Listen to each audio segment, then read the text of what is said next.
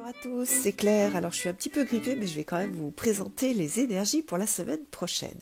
Alors, pour ça, j'ai utilisé le tarot of the Holy Light que j'ai reçu il n'y a pas très longtemps et que je suis en train d'explorer et que je trouve vraiment génial. Alors, la carte pour lundi et mardi que j'ai tirée, c'est le 3 d'épée. Alors, le 3 d'épée, de façon traditionnelle, on voit un cœur avec 3 épées plantées à l'intérieur. Et donc on a une notion de tristesse et de blessure émotionnelle, même si on est dans un monde d'épée. Alors le monde d'épée, c'est le monde du mental. C'est le monde qui va disséquer, c'est un monde aussi qui est assez froid, avec ses qualités et ses défauts. Ici, on voit le côté de la capacité à dissocier, à découper la réalité. Et c'est aussi donc ce monde-là dans lequel on est, un monde de séparation. Ici, on voit le monde complet, donc la représentation de la Terre en tant que tout. Et donc ici, on a le sentiment d'unité. Et entre les deux, on a les épées qui sont plantées dans l'œuf cosmique avec le serpent qui le protège. Alors qu'est-ce que ça veut dire? Qu'est-ce qu'on a comme message intéressant dans cette carte-là? On a plusieurs notions. La première notion, c'est oui, on est capable avec le mental de dissocier, de disséquer les choses, mais on doit travailler avec compassion, on doit travailler avec respect et avec le cœur, c'est-à-dire associer le mental avec le cœur et aller à un mental qui est un mental de cœur, un mental qui englobe en fait, qui dissocie, qui voit les différences, qui est extrêmement pertinent. Donc là, on a la créativité du nombre 3, hein, donc on a la créativité du mental, la capacité à créer des choses, la capacité à voir des choses, à voir des différences. Et cette capacité-là, il faut l'associer à la compassion. La compassion vis-à-vis de soi, la compassion vis-à-vis des autres, c'est très très important quand on est dans le mental. On a aussi dans cette carte-là un travail à faire de lutte contre la peur de la perte. Donc par exemple, pendant ces 2 jours, on va être amené à faire un tri entre ce qui est important pour nous et ce qui ne l'est pas. Et il y a certaines choses qui ne sont pas si importantes que pour nous. Et, pardon, c'est juste on est juste au niveau de l'ego, et l'ego, lui, ne veut pas perdre certaines choses. Mais si on rentre vraiment en nous et qu'on va chercher la vérité en nous et ce qui est juste pour nous, il y a certaines choses pour lesquelles c'est important de se battre, il y a d'autres choses pour lesquelles il n'est absolument pas important de se battre. Donc on risque d'avoir, par exemple, de perdre certaines choses ou d'avoir peur de perdre, de s'évertuer à garder les choses, d'être donc dans la tristesse, d'être dans la blessure, alors qu'en fait, ce sont des choses qui ne sont pas importantes. Donc on a vraiment 2 jours mentaux. En plus, hein, dans ce jeu-là, on a un lien avec Mercure, donc une planète assez mentale. Donc on est sur utiliser la discrimination de notre esprit pour le bien et toujours la relier au cœur, que ce soit pour savoir ce qui est juste pour nous, ce qui est juste de garder, ce qui est juste, les choses pour lesquelles il est juste de se battre, et aussi qu'est-ce qu'il est juste de laisser, de lâcher prise en fait. Voilà. Donc 2 jours qui sont intéressants pour analyser en fait, pour analyser sa vie, pour analyser ses rêves. C'est aussi une carte de fin de rêve, c'est-à-dire pas de rêve dans le sens positif, mais plutôt dans le sens des illusions. Donc on est sur une perte des illusions, de travailler sur les illusions et de retourner à des choses justes. Donc vraiment une connexion au cœur qui est demandée avec une grande capacité d'analyse. Donc utilisez-la, cette capacité d'analyse.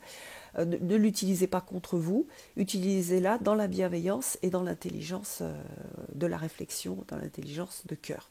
Voilà. Donc ça c'est pour lundi, mardi. Alors pour mercredi, jeudi, vendredi, on a une superbe carte que j'adore et je la trouve très très belle dans ce jeu-là. Alors cette carte-là, c'est l'As de coupe. Alors l'As de coupe, qu'est-ce qu'on voit? On voit en fait la fontaine. La fontaine avec l'eau de jouvence. C'est aussi dans les tarots de Marseille, on voit le Graal.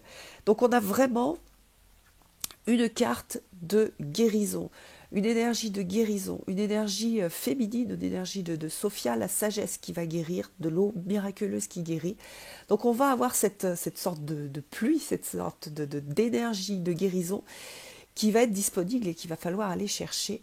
Et ça va être très très intéressant d'aller rechercher cette guérison, surtout après ce travail-là qui va être fait comment dire, de sens critique sur ce qui est juste ou pas chez nous. Et donc du coup, quand on va couper des choses qui ne sont pas justes, mais bien sûr, ça va peut-être un peu saigner, ça va être peut-être délicat, ça va peut-être être douloureux. Et cette fontaine de jouvence, cette fontaine de guérison, cette eau de guérison, elle est très importante pour aller guérir ces blessures-là. C'est aussi une carte qui parle du féminin, qui parle du féminin maternel, du féminin qui protège, du féminin qui sait ce dont on a besoin pour guérir. C'est vraiment une carte aussi d'amour, de support, de communion. Cette fontaine, donc c'est une fontaine de jouvence qui peut être externe pour être guéri soi-même. C'est aussi la fontaine que l'on a en nous et qu'on peut laisser couler pour guérir les autres, pour irradier cet amour. Hein. On a vraiment le lien des coupes avec les émotions et l'amour, le sens du lien, le sens du tout, de la communion. Donc on est aussi sur des jours où on va pouvoir prier, méditer, se mettre en communion avec la nature, avec les esprits. C'est aussi des jours où on va avoir, à travers les rêves, des pressentiments, des intuitions qui vont être justes. Donc soyez super attentifs à tout ça. Aussi, grâce à cette fontaine de jouvence, on a l'idée de raffinement des émotions, avec des émotions beaucoup plus justes, des émotions beaucoup plus qui vont plus englober la globalité et pas des émotions personnelles et de séparation. Donc ça fait beaucoup, hein. Il y a vraiment beaucoup de choses intéressantes dans cette carte-là. C'est aussi, ah oui, une carte qui facilite le lien avec tout ce qui est spirituel, comme je le disais. Donc si vous travaillez avec des déités, avec des animaux totems, avec voilà, tout ce travail-là va être facilité, hein, que ce soit à travers la méditation, que ce soit à travers le contact. C'est pour les gens qui ne savent pas encore quelle déité les accompagne pour l'instant, en ce moment. C'est aussi des moments favorables pour aller les capter.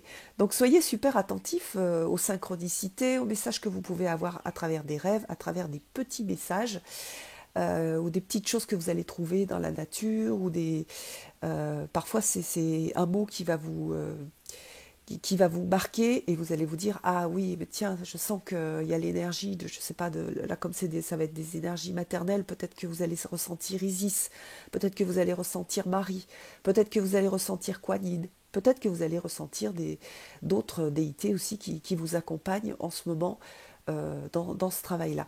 Donc c'est vraiment une période intéressante pour se mettre en contact avec ces énergies, ces archétypes qui vous accompagnent, qui nous accompagnent.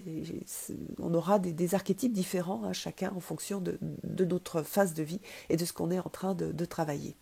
Donc ça, c'est pour mercredi, jeudi, vendredi. Pour le week-end, alors pour le week-end, on a la tour. La tour, dans ce jeu-là, c'est pareil, elle est super intéressante, elle est très bien représentée. Vous voyez qu'ici, on a un petit récipient alchimique, hein, qui est scellé, et nous avons la foudre qui tombe sur ce récipient alchimique et qui va libérer son énergie. Donc il y a quelque chose qui a été préparé à l'intérieur et qui demande à naître, et c'est par cette énergie de foudre que on va avoir cette révélation. Alors, cette tour de destruction, bien sûr, on voit la tour de Babel, hein, le lien avec la tour de Babel, avec l'homme un certain nombre d'hommes intelligents, etc., qui ont voulu construire cette tour pour accéder à Dieu. Et donc, on a eu cette destruction par Dieu de la tour de Babel. Alors, qu'est-ce que ça signifie ? Cette destruction-là, c'est une destruction de l'ego. Donc, on va avoir un moment, souvent c'est assez court, et ça déstabilise. Hein. La tour, c'est un moment déstabilisant, et en plus, c'est un arcade majeur. Donc on a vraiment quelque chose d'important qui va se produire. Pour chacun, ça va être différent, mais ça va toucher les constructions de l'ego. Toutes les constructions de l'ego qui sont importantes, hein. L'idée c'est pas de détruire l'ego, pas du tout, c'est de détruire les constructions de l'ego qui n'ont plus lieu d'être. Alors ça, pour certaines personnes qui par exemple ont développé des fiertés excessives sur certaines choses, ces fiertés souvent ce sont comment dire, sont le reflet de fragilité intérieure. Eh bien ça va être le moment de les lâcher, ces fiertés, et de revenir sur des valeurs de cœur. Et on a vraiment, on peut avoir l'impression comme ça de l'extérieur que c'est quelque chose de dur, mais en fait on est vraiment sur des processus de guérison. Toutes les personnes qui ont l'air très fiers ou qui ont l'air d'avoir un ego surdimensionné, ce sont des gens qui ont au contraire de grandes faiblesses intérieures. Et donc ce sont ces moments intérieurs de guérison avec des pics de foudre vont libérer des opportunités de guérison. Donc soyez super attentifs, c'est-à-dire si vous avez été vexé, si vous avez été blessé, dites-vous que c'est un petit coup de la tour qui touche votre ego, mais qui le touche pour une guérison de ce qui est en miroir dans votre inconscient. La semaine qui arrive, c'est une semaine de guérison. C'est une semaine qui va commencer par quelque chose de mental, où on va aller remettre ce qui est important pour nous, ce qui n'est pas important pour nous. On va aller avec le mental disséquer, donc en restant bien lié avec le cœur, ce qui est juste pour nous ou pas. Après, on va avoir cette fontaine de guérison qui va passer par-dessus et qui va accompagner aussi cette transformation intérieure qui va toucher l'ego qu'on va avoir pendant le week-end. Alors n'ayez pas peur, vous êtes vraiment accompagnés. Je vous invite déjà à aller, parce que c'est pas juste, comment dire, les énergies, elles ne sont pas cantonnées sur les 2 jours, elles vont se mélanger. Donc cette énergie du centre, de la recherche des dieux, des déesses, des archétypes, en fait des énergies, des esprits qui vous accompagnent, elle est importante. Vous pouvez commencer à la faire et commencer à être attentif à tout cela. Et donc à vous connecter à vos dieux et à vos déesses. Donc moi par exemple, j'ai un lien donc avec Marie, mais aussi avec certains dieux égyptiens. Et je sais, ça fait plusieurs fois que je les sens qui m'appellent, donc je sais que je vais refaire quelques rituels, quelques prières. C'est pas des choses très compliquées à faire, c'est ressentir. Excusez-moi, c'est terrible ce nez qui coule, comme la fontaine. C'est ressentir le dieu ou la déesse, c'est aller lire à propos de ce dieu ou de cette déesse qui vous appelle, c'est faire une prière. C'est ressortir une image et la mettre sur votre table de nuit. C'est sentir la protection, si vous travaillez avec Kuan Yin, la protection de Kuan Yin autour de vous. C'est ressentir, fermer les yeux, ressentir les ailes d'Isis qui se referment pour vous protéger, pour vous apporter tout l'amour dont vous avez besoin, tout l'amour maternel dont vous avez besoin pour grandir. Voilà, ce sont des choses comme ça. Voilà, si vous êtes si vous êtes en période difficile, que vous avez besoin de cette protection, c'est vous mettre en position de fœtus et sentir, voilà, et sentir ses ailes, sentir cet œuf dans lequel on va vous mettre, cet œuf de protection. Voilà, c'est tout ce travail symbolique qui est demandé, qui est possible. Donc profitez-en, utilisez toute cette énergie qui va être disponible pour traverser ça. Voilà, donc écoutez, j'espère que vous allez passer une belle semaine, que vous avez bien profité de ces superbes énergies, et je vous donne rendez-vous pour une prochaine vidéo. À bientôt!